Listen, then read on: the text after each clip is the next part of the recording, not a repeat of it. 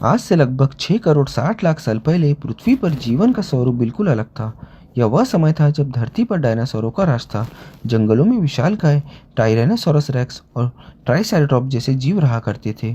Dinosaur न केवल शक्तिशाली और विशाल थे, बल्कि ये पृथ्वी पर सफलतापूर्वक शासन किया करते थे।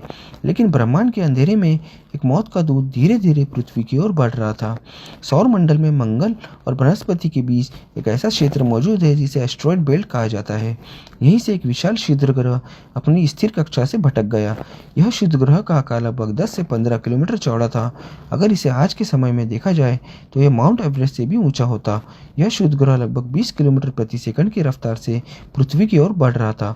उस समय पृथ्वी के जीवों की इसकी कोई जानकारी नहीं थी। धीरे धीरे यह अंतरिक्ष का पत्थर पृथ्वी की गुरुत्वाकर्षण केंद्र में खिंचने लगा। वह दिन पृथ्वी के इतिहास का सबसे भयावह दिन था, आज जिसे हम एक्सटिंक्शन इवेंट कहते हैं। जैसे ही क्षुद्र ग्रह पृथ्वी के वातावरण में प्रवेश करता है, आसमान में आग का गोला बन जाता है। उसकी गर्मी इतनी अधिक थी कि हजारों किलोमीटर दूर तक जंगलों में आग लग गई। क्षुद्र ग्रह ने आज के मैक्सिको के युकाटन प्रायद्वीप में टक्कर मारी। यही स्थान आज चिक्सुलुप क्रिएटर कहलाता है। इस टक्कर की शक्ति का अंदाज लगाना इतना मुश्किल है, लेकिन अगर देखा जाए तो यह 100 ट्रिलियन टन टीएनटी के बराबर विस्फोट होगा और पृथ्वी की सतह इसके कारण पूरी तरह फट गई होगी। और इसके साथ ही सैकड़ों मीटर ऊंची सुनामी उठी, जिनकी हाइट करीबन 1000 मीटर से भी अधिक होगी। पूरा ग्रह कांप उठा। टक्कर से बना गड्ढा लगभग 180 किलोमीटर चौड़ा और 20 किलोमीटर गहरा था।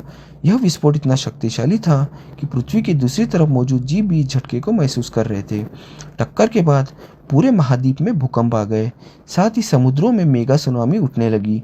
पिघली हुई चट्टानें आसमान से गई और उल्काओं की बारिश की तरह वापस गिरी।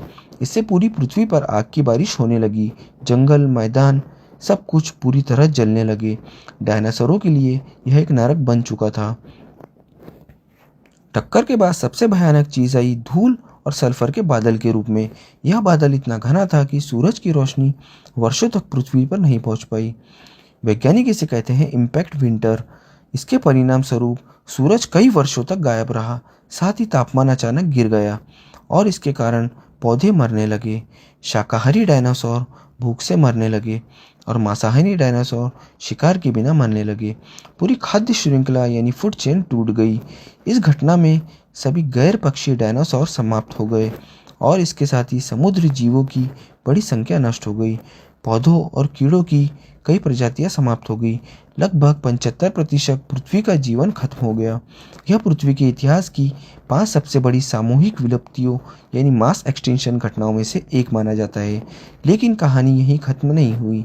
कुछ छोटे जीव बच गए, जिनमें छोटे स्तनधारी पक्षी और आज के पक्षी के पूर्वज थे। कुछ सरीसृप, उभयचर ये छोटे जीव थे, कम भोजन में जीवित रह सकते थे और जमीन के अंदर छिप सकते थे। यह जीव आगे चलकर मानव जाति के पूर्वज बने। 1900 के दशक तक इस विनाश का कारण रहस्य बना था, लेकिन 1970 में वैज्ञानिकों ने पाया कि पृथ्वी की परत में इरिडियम नामक तत्व मौजूद है। यह तत्व पृथ्वी पर दुर्लभ लेकिन क्षुद्र ग्रहों में सामान्य है। इसके बाद रडार और सैटेलाइट मैक्सिको के विशाल क्रिएटर खोजा गया और तब दुनिया में सच्चाई पता चली।